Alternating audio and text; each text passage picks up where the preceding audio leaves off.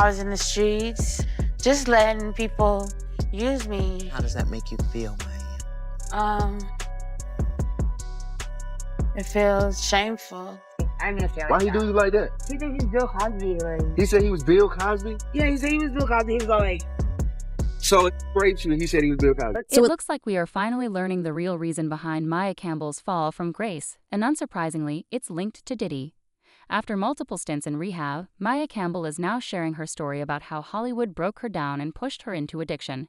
She's opening up about the deep harm caused by the industry, and it's a heart-wrenching tale that reveals just how much Hollywood exploited her. Maia Campbell's story includes disturbing allegations, including claims that she was taken advantage of by a powerful person in Hollywood. Many are pointing to Diddy as being the one responsible, and recent evidence from the FBI paints a troubling picture of how he used and manipulated her. Hollywood has a reputation for pulling people in with the allure of fame, only to leave them broken, and Maia's story is no exception. Like many other celebrities, she went from living a high life to struggling with addiction. In the 1990s, Maia was a rising star in Hollywood. She starred in popular shows and movies like Poetic Justice South Central and Beverly Hills 90210 Her role in in the House alongside LL Cool J took her career to new heights, making her one of Hollywood's most promising talents. However, things started to change when she fell into addiction. I want you to know that I do love you and that none of this is your fault and that you're the reason I'm trying to get better. I just want you to get healthier so we can be together more and everything will be okay. The pressures of fame, combined with Hollywood's party culture, led her down a dark path. Substance abuse was all too common in the industry, and for Maia, it became a trap that was hard to escape. Maia's struggles were made worse by her bipolar disorder, which was diagnosed in the late 90s. Instead of seeking treatment, she turned to alcohol and other substances to cope. This decision further spiraled her life out of control. In 2001, she lost custody of her daughter after refusing to seek help for her condition. Despite family attempts to get her help, Maia's addiction continued to worsen. And what do you want her to know? I want her to get herself together and to shape herself up. Talk to her. You don't have no right to rule over my life anymore. You don't have no right to stand in between me and an honest living. You don't have the right to stand in between me and my daughter and a good life. By 2009, her situation had become so dire that her stepfather had to speak out publicly. He said the family had been struggling with Maia's illness for years and hoped she would one day choose to get the help she needed. In 2010, after being arrested for theft, Maia was required to enter a mental health facility. This intervention seemed to mark a turning point. She stayed sober for 2 years and made an effort to rebuild her relationship with her family, particularly her daughter. You want some powder and some... Put my gas for me. No, I'm saying, but basically... So you want some powder and some crack? Maia's journey is a tragic example of how Hollywood's toxic culture can take even the brightest stars and push them to the brink of destruction. It's a cautionary tale of the pressures, exploitation, and addiction that so many young actors face in the entertainment industry. She also spoke to her younger self, the one who battled addiction. You would have told me. because he like, I mean, like, Whoa, what's that? Girl, that's what I mean. Like, Yeah. he was unhuman. That's crazy. Wait, I didn't say Why he do you like that? He thinks he's Bill Cosby. Like, He said he was Bill Cosby? yeah, he said he was Bill Cosby. He was all like, Maia had hoped to turn her life around, but things didn't go as planned. In 2015, she experienced a major setback when she was arrested at a Waffle House in Georgia. Witnesses reported that she appeared intoxicated and refused to leave the restaurant, which led to her being handcuffed. During the incident, Maia allegedly shouted at a family, accusing a child of stealing her wallet, and used harsh language towards the officer who arrested her. $1 more. Some kids, I got hair, I got $80 worth of hair. But anybody that's talented and wants to learn and wants to give and wants to be a gift, wants to stabilize, wants to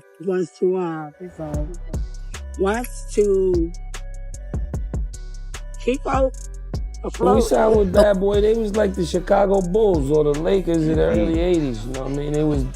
It was a no-brainer. Friction for a long time, but you remember the moment you decided you needed to leave Bad Boy to move on to the next chapter?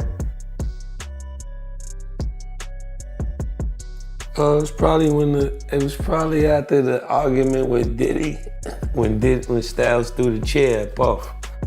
I think Jada actually said that he wants to drop refrigerator on Puff or something like that. You're so angry about the situation. Yeah. I mean, but that's if you do common math, period, in the music business, just do simple math. Like, simple math will let you know that nobody's really getting paid what they're supposed to get paid. To life, like, this ain't no joke. Like, from when we came in the door, it's worth killing. It's worth throwing it out the window. When we came in the door, we ain't no greedy dudes. Unfortunately, this was just the beginning of her struggles. Despite her efforts to stay sober, Maia relapsed, and this time, it was even more serious. Her fight with addiction became widely known when a video surfaced showing her pleading for money. The heartbreaking clip quickly spread online, revealing just how much she had fallen in her battle. It was a painful moment that showed the harsh reality of addiction and the challenges she faced. What was it worth 10 years ago, 20 years ago, and what's it worth now?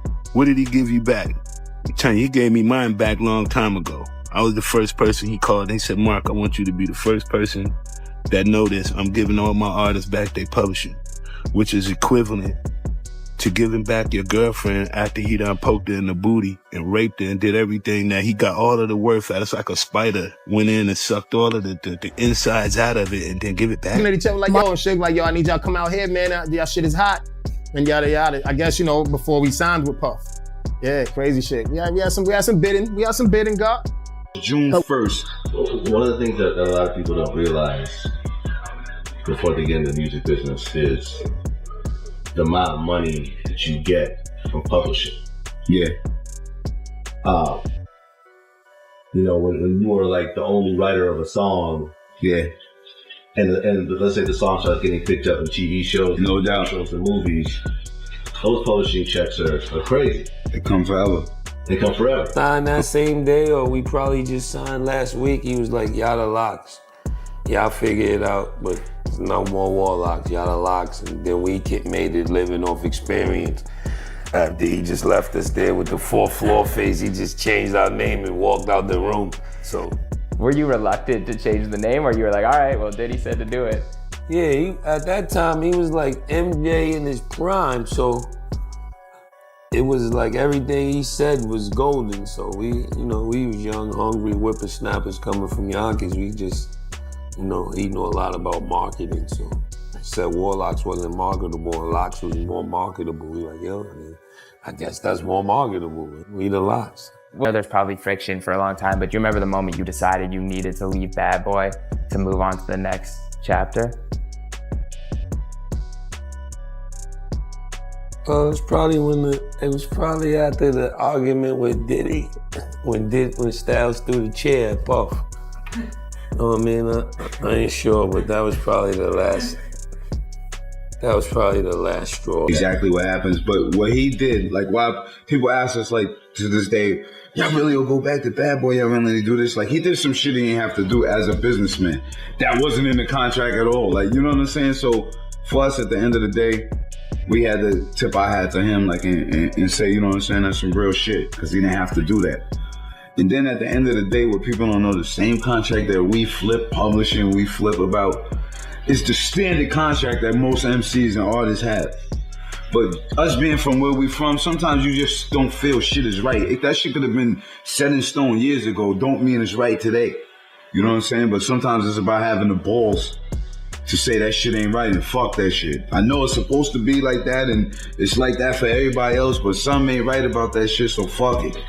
Style? And then he don't have the Ciroc or the DeLeon, and then he gonna give $1 million to Jackson State like he doing some humanitarian type thing. He just trying to do whatever he can to keep his name relevant so he can go for a new deal, because he don't really have nothing that's making him no money right now. He's not even a billionaire no more, so let's talk. Anybody else? But y'all still think he's doing something nice? He's not doing nothing nice. He's just giving back what he never should have had in the first place.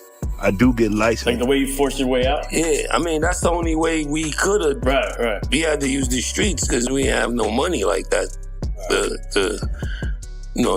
To go litigation with Puff. You know what I mean? His money is out the wazoo. With that being said. But, as you get older and become men and businessmen and start owning shit and figuring out the world and dealing with artists yourself, you realize you want to, fix that. And besides that, he changed our life. Pray. Oh, pray for. The way the world is set up where everybody can chime in on your life, it's kind of unfair. Totally. When you're going through, a situation like he's going through. But nobody knows. There's always three: his side of the story, the people's, and the actual truth. Well, you gotta wait to see what comes up. This is a quick. Go ahead. I'm sorry. I think I think he's getting a lot of negative, people kicking him while he's going through it. I don't think that's that cool, but no, I think you gotta mind your business and just see what happens. You're asking for some powder and my gas in exchange. Do you understand what I'm saying? Essentially, you're requesting both powder and crack. In that same video, she also made claims that Bill Cosby, along with another man, and Diddy were allegedly involved. Nobody never took nothing from me. Like, it's hard for me to look at Diddy. It's hard to go, like, to be phony about it and pull him out on stage at the Hova concert and do the Benjamins, and it's hard. Like, it's not. Have you talked to him about millions of dollars? This is my life. It's worth dying. It's worth killing over. Like, serious. That's what people don't understand. Don't say, Jada, you bugging on. It's worth really killing. Like. Check this out, man. The last time y'all did this, man, y'all did the whole campaign, let the locks go and all that. Y'all ain't want to be down with Bad Boy, so we let y'all go. Y'all want to be down with us, we let y'all go, we keep it moving.